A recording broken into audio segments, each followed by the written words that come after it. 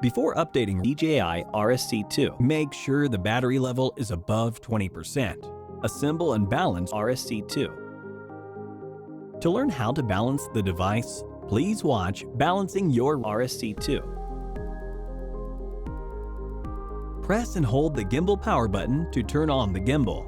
Launch the Ronin app and select Connect to Ronin. Select RSC2 in the list.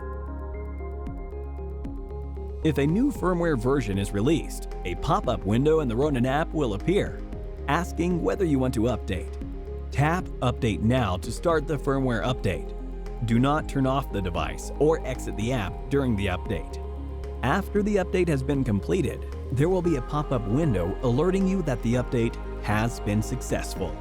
Tap Exit, and you can begin using the device with the latest firmware.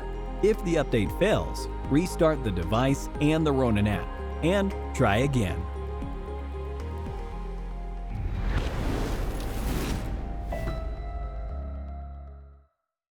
Hit the like button if this tutorial was helpful. If you need any support with your DJI gear, feel free to contact us via Facebook Messenger by following the link in the description. Thank you for watching.